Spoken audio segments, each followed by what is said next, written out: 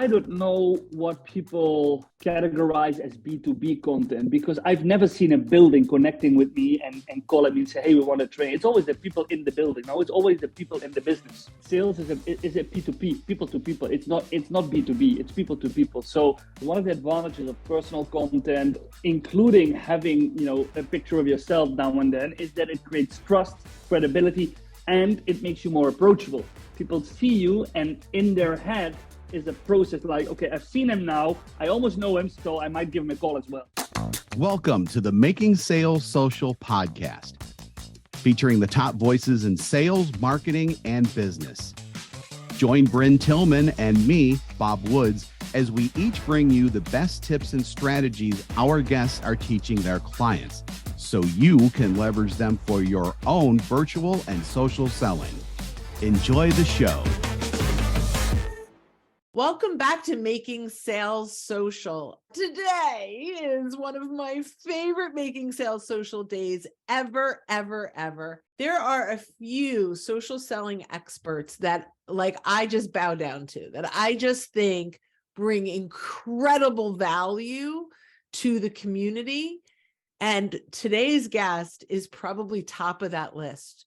Richard van der Blom is known for his algorithm reports and his brilliant customization of sales and of LinkedIn and social selling training, and really just an all-around fabulous human being. I'm so excited to have you here, Richard. Hello. Hi, Bryn. Thanks for having me. That's quite an impressive introduction you had there. It's, if we talk about expectation management, I need to step up my game now. So thanks for that. No, thank you.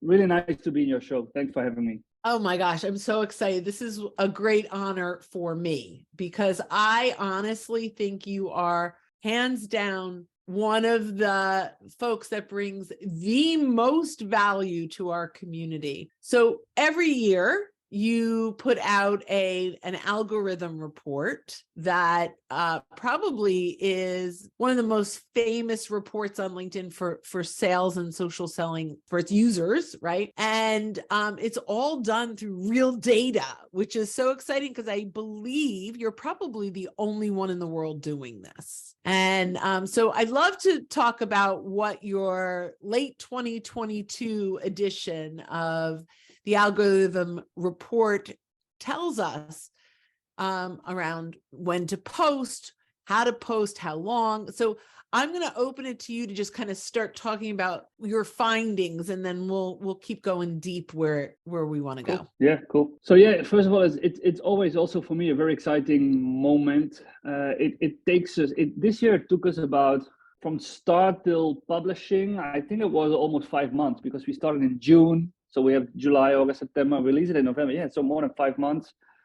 Because, first we need to think about the questions, then we need to think about the audience. Then we have a period of roughly 10 to 12 weeks where we do the tests. Then I get the rough details, and then we need to produce the report and the design and everything. So it's always a very, it's fun, but it's also, it takes a lot of effort, and I only do the asking the question part, and then I create a report. So all the research is done by a team of mainly students always, and they are guided by two professors, one in statistics and one in market research. Yeah, and this year was the first time that we had 57 pages. We had much more data than before, and obviously, if you do it for a fourth consecutive year, you have things to compare with last year's. And it was really successful. And also the first year that I received a lot of feedback, connection requests, compliments from people actually working at LinkedIn themselves. So a lot of salespeople from LinkedIn,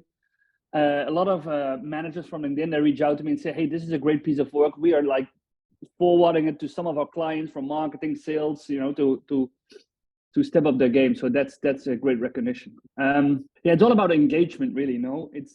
That's I think if somebody would ask me what is the main conclusion, it's all about engagement. It's all about interaction. One of the things that stood out to me is that there was less reach for 99.9% of the people that publish content, because those big content creators, and I might be one of them, they're very dominant now. They're more dominant in our feed than, let's say, 2 years ago.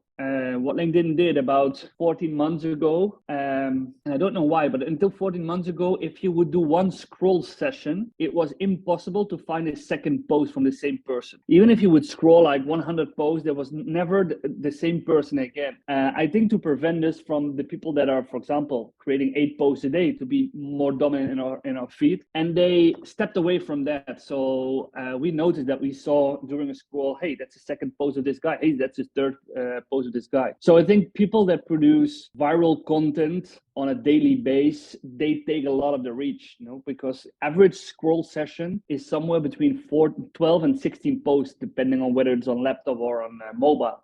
So that's one of the challenges we have in 2023, to make an impression, the first 12 posts that people scroll in the feed. And what we saw is that if you publish, some of the people might think, okay, job done, I publish a post, let's move on to my email, phone, or meeting. But we've seen that if right before you publish, and let's say 10 minutes after you publish a post, you stick around and you start engaging with your feed, with your peers, with your influencers, that LinkedIn is rewarding this engagement that you give to others by giving you more reach to your own post. So we had the 6 ingredients of a perfect post, and now we have the 8 ingredients because we have added 2 ones. And one is like stick around for 10 minutes after you have published to engage, because LinkedIn will reward you with additional reach on your own post. Can you share some of those others? Of the 8? Oh yeah. They're very easy, and we have them on a sheet in all our training. So it's very easy. 8 ingredients. So first, have a scroll stopper. So people need to stop scrolling. So this could be like an awesome picture. This could be a different font. This could be, a selfie, but people need to stop scrolling. That's the first thing. Second, trigger the people in the first 3 lines. You have the 3 lines, then people need to click on see more. If people click on see more, dwell time increases. It's a positive signal to the algorithm that people are engaging already. So those first 3 lines, make it provocative, ask questions, make a bold statement, but make sure that people want to click on see more. Then it's about the length of the post. Now the impact of dwell time compared to last year has a bit decreased, but still we always suggest have a minimum of 8 to 10 lines to up to 20 lines, like somewhere between 1200, 1600 characters. So give people something relevant to read, because as long as they're reading, dwell time increases. And again, that's a positive signal to the algorithm. We have tagging. Tag people, tag companies when it's relevant for them.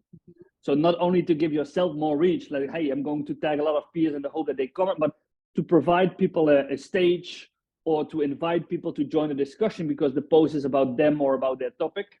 And mind you, if you tag people and they don't respond, it's a negative influence on your reach, because LinkedIn notifies them. And even though LinkedIn notifies them, if they don't make an effort to join, LinkedIn thinks like, hey, you tagged the people, we notified them, yet they're not responding. So you must have done something wrong. So you get a small penalty for that. It's about hashtags. Now, somewhere between 1 and 9 hashtag is always good. It used to be 3 for many years, or 5, but from 1 to 9, it's the same impact. Still, we always advise keep it short, 3 to 5 hashtags. And then we have at the end, I always set a call to action, and I stepped away from that when I had Ash Rathod. He's an awesome storyteller guy from the UK, and he said, instead of a call to action, we need to have a call to think or a call to feel for our clients. And I really love that statement. So what is it that people need to feel after reading your post? What is it what they need to think? That's what we want to have, instead of going into action. If you can make them feel about their challenges, their pain points, and how you could help them, support them with that, that's where you want to be with your content. So those are more or less like the 8 I love ingredients. that. Yeah. Forgot one. Last one, nurture your post. So first 90 minutes, extremely important. If you get comments, if you get questions, especially in the first 24 hours, but hey, we have a job to do.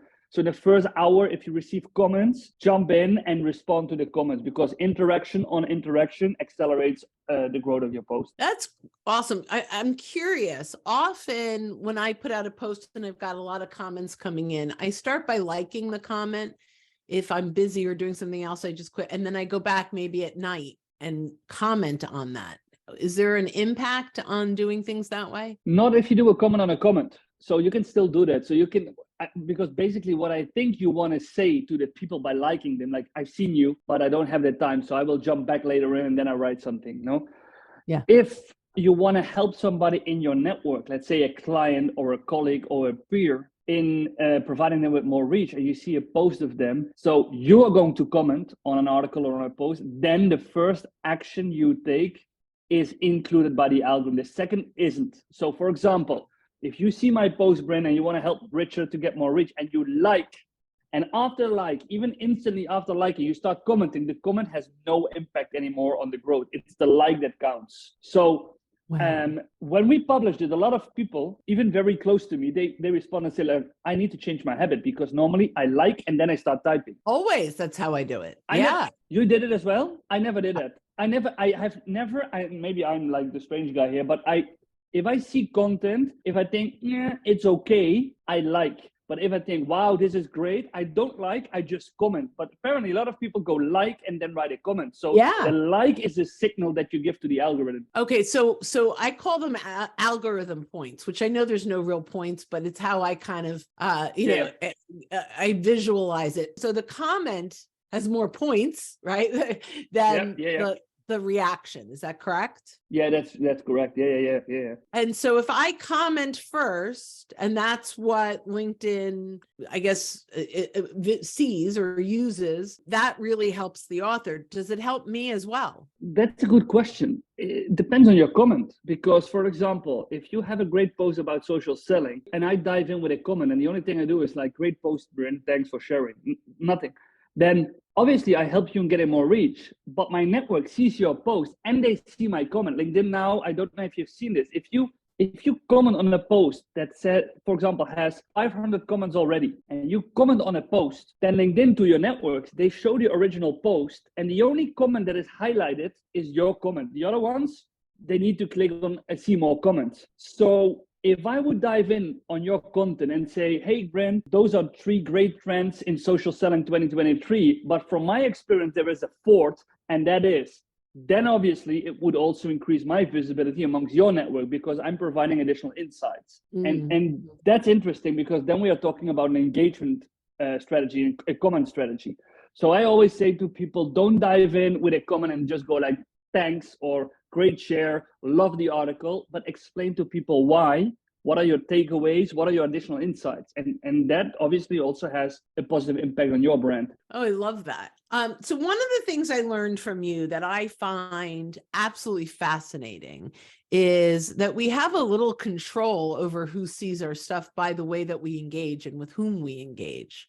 Yeah. Can you share a little bit about that? Yeah, so I think there's one slide in the research that literally says how to build your own LinkedIn feed. And there are many ways how you can give the algorithm or the LinkedIn search engine an idea on what kind of content and from what authors you want to like. For example, if you make new connections, all their posts and your posts will be shown to each other in the first 2 to 3 weeks. It depends a bit. But if I would meet you today and we would connect, the first 2 weeks, all the posts you're going to publish will be shown in my algorithm. It's like I'm in your inner circle just to like get to know each other. Now, if I don't engage, after 2-3 weeks, you're like excluded again, and you go like a ghost.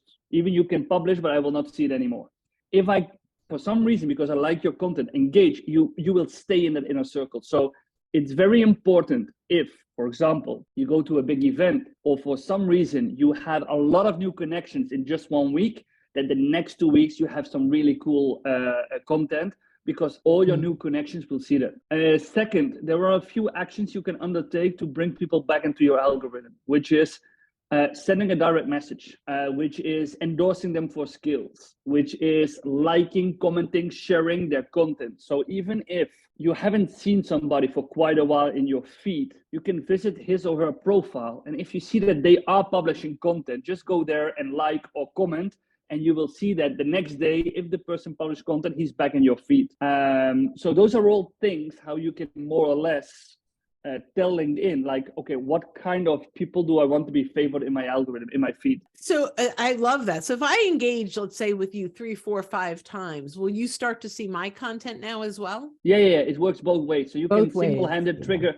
you can single-handed trigger the algorithm. So if I go out and engage in your post, it means not only that I see more of you, but also that my next post will also be visible for you. Yeah, I love that. To me, that's incredible, right? And I think we're totally underutilizing it. Now, one of the things, and correct me if I have the numbers wrong, but I think you had said if you go out and engage 3 or 5 times before you post and then 3 or 5 times after you post, the algorithm picks up your content more. Yeah. So that's what I said in one of the ingredients. We now said we have lost the number 3, 5, but we say stick around for 10 minutes and make sure you engage, like, comment on post just before you publish your own content and just after. And then LinkedIn sees that you're not just like dropping in, publishing content and leaving directly, but you're there also to add value to the community. Oh, I love that. Love that. Now, another thing, and I don't do this at all, and I think I probably should, but selfies deliver up to 25 times more reach. What is that about? Yeah, it's stunning. And it's also a fact that I received a lot of DMs from people that said, like, Richard, you lost your head. Like, there's no way that LinkedIn can see that's a selfie. And they true. It's not that the algorithm sees like, hey, this is a selfie, but it's that people are responding more quickly with a like or a comment to a post where they can see the author, which most of the time is a selfie. So it's the human behavior that is responding to seeing a person in a picture. And then the engagement is what triggering the algorithm. So it's not that if you publish a selfie, the algorithm knows, hey, this is a selfie, let's go nuts. But it's because people value seeing other people. Just before this, I had another call with a guy, and he said, I'm an introvert. And he said, I know I need to put myself more, like, he wants to be a thought leader in his industry. So we discussed selfies, and I said, and also the personal content. I don't feel really comfortable. I said, it doesn't need to be personal. You can just have like a book you have read. You know, I just read this book about my topic of knowledge, and it's very interesting. And these are my takeaways. And then he said, also because of my health, I started boxing, and it gives me all these great energy, great vibes. And I said, when are you going? He said, tonight with my boxing trainer. I said, I double dare you to make a picture of you in your boxing gear with your trainer, publish it tomorrow, and explain to people what it is that you get from boxing, the positive energy, a better health. And I'm sure it's going to be one of your best posts for this year, because that's what people love. We are here to like read stories, which is a good thing, I think. So, that's an awesome insight. A lot of people are like, well, this should be solely B2B content. Some people are primarily woe is me content or look at me content. Is there a good balance between personal and professional that you should be putting out there? First of all, I don't know what people categorize as B2B content, because I've never seen a building connecting with me and calling me and say, hey, we want to train. It's always the people in the building. No, it's always the people in the business. And for sure that sales is a P2P, people to people. It's not B2B, it's people to people. So, and one of the advantages of personal content, including having, a picture of yourself now and then, is that it creates trust, credibility, and it makes you more approachable. People see you, and in their head is a process like, okay, I've seen him now, I almost know him, so I might give him a call as well. If you speak about ratio, that's very difficult to say, because I have a few pillars in my content strategy. They're also based on the report. So I do thought leadership content. If I speak on an event, I create posts about that. Obviously, you have the personal pillar, personal content. Mm-hmm. And for me, that's the only pillar I cannot schedule. So I cannot say like, okay, every week I'm going to create a personal post, because if I have a boring week, nothing happens. It's not that I'm going to create a selfie just to have a selfie, Right. So it's more like people need to recognize those moments in your private life that you go like, hey, this is a great experience what I'm having here. Let's take a picture and tell people why this is a great experience.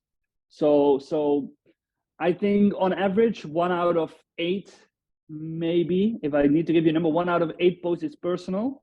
But it's not scheduled, because it happens. So it might be even 2 times a week if I have a great week and I want to share more personal stuff. But at the moment, I think the ratio is 1 out of 8 posts is more personal. It's less business related. Got it. Okay. That's really good to know. So a couple of quick fire questions. we used to put the link to the external link in comments, but now you're saying we can put it back into the body of the text. Yes. I have never said anything about where to put it. No. And people say, you told me to put the link in the comment. I've never done that. I've never said like, don't put a link in your original body, because if I publish links, they are always in the original message. I've almost never done it in the comments. Well, that's not true. I've done it to research it, but yeah, to test it. That's interesting, because I had a discussion with somebody from LinkedIn, and I know there's also another LinkedIn trainer who had a post about debunking the myth that external links are penalized. Now, first of all independent research shows that posts with external links have less average reach than posts without a link. So it's not only our research. There is tons of research that showed it. LinkedIn says it's not true. LinkedIn says if people are on LinkedIn and they're scrolling, they just don't want to click on a link. They want to continue scrolling because they're networking, they're looking what their network is about, and they are not ready to go to your website. And to be honest, I think they have a point, because if I look at my own behavior, if I'm opening LinkedIn in the morning, I'm scrolling and I almost never click on a link, because first I want to finish my scrolling and I want to look what my peers are doing. So I think it's a combination. It's a combination because now if you click on a link, LinkedIn often gives you like a second page, a white page saying, oh, you're about to leave LinkedIn. Are you sure you want to leave? Which for me, it doesn't make sense. It's just like a next step. And probably 60-70% goes like, oh no, I didn't want to leave LinkedIn. And they go back so they don't lose their people. Well, those kind of tactics for me make it more clear that LinkedIn does not want us to leave the platform. Right. So that they are penalizing external links, for me, it's still like, I think it's true. But it's a combination indeed with the people that are there to spend time on LinkedIn who are not willing to go to your website because they don't want to be told anything. They don't want to fill in their details or their emails or whatever. So it's a combination, I guess. And, if you're convinced about the added value of your link, about the need to have an external link in your post, I would just put it in the post, because the comment, it looks a bit like forced. Okay. Especially since they killed the pinned comment feature, because that was awesome. When you could they had it up for like 2 months and then it was gone. I had it a week. A week? I had it a week. Yeah, I got it. So it was rolled out in beta, and some of the people in my network, they had it. Also, one guy in my company had it. And then I had it for about 2 months. Yeah. Okay, I had it a week. And I started, with Indeed saying at the bottom, like, okay, see the link for more, but not necessarily to drive traffic to my website, but more like, okay, this is the post, and here is an article to where you can get more information. So there are many strategical ways to use the pinned comment feature. And then 1 week later, I lost it, and I thought it was only me. And then I saw like, no, LinkedIn killed it, and well, because they said no one was using it. They said no one was using it, but no one knew about it yet. It was so new. No. First of all, it's a pinned comment for an author. So we both know 5% of the LinkedIn community is publishing content. So this is a feature that is not interesting at all for 95% of all the users, because they're not publishing. Correct. So then we have the 5%. Then they give it only at random to a very small, and then they say nobody's using it. So that didn't make sense for me. I agree. I was very sad about that. So avoid commenting on your post for at least 10 minutes, right? Like you post and your then own comment and vote. Yeah. Commenting on your own post. It's a small penalty. It's the same for editing, but if it's part of your strategy, if you want to make a post and you want to have like 6-7 of your own comments first, if it works for you, it works for you. The only thing that we saw is that LinkedIn is slightly giving you a penalty for commenting first on your post, probably because they are thinking you are manipulating the algorithm because you want to have the comments. But I wouldn't be that. Don't focus on it too much. Yeah.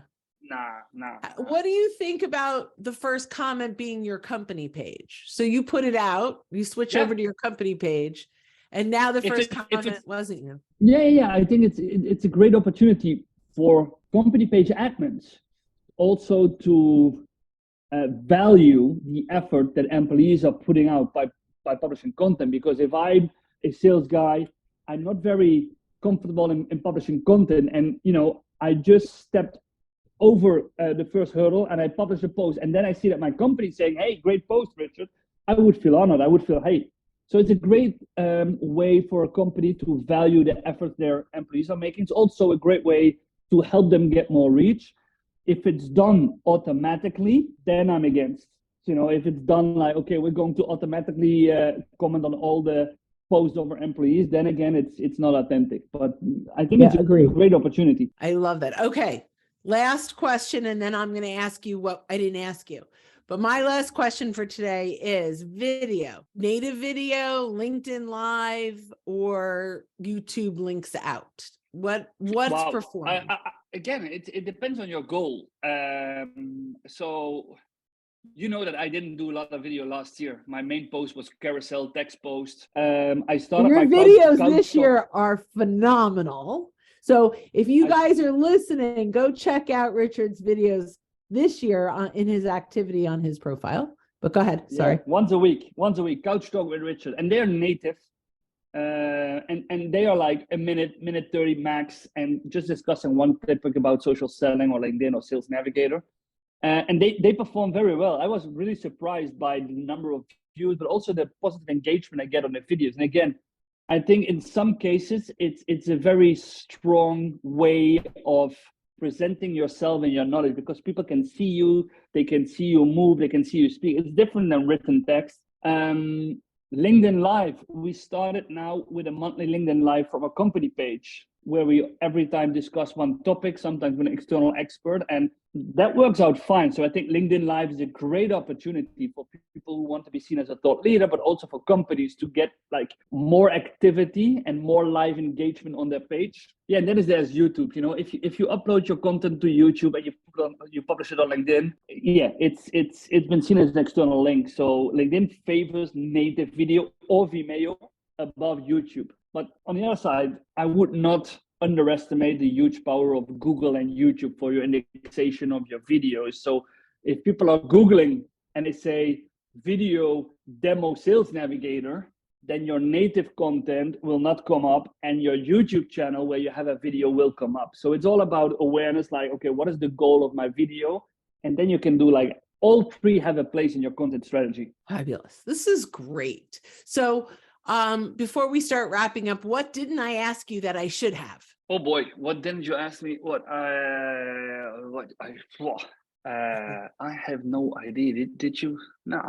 Will there be a fifth time that we do the LinkedIn algorithm research? Okay. Will there be another algorithm research for 2023? I don't know yet.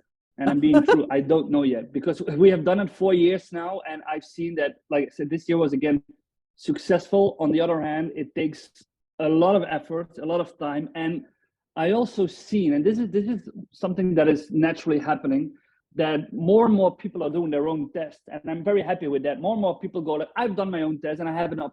But I also received a lot of people that are making an effort to like devaluate the research. While I'm not there to win a game. I'm just there like, these are the facts. If you like them and if you think you can help them, or they can help you, like, use them. If not, and you have other stats, be my guest.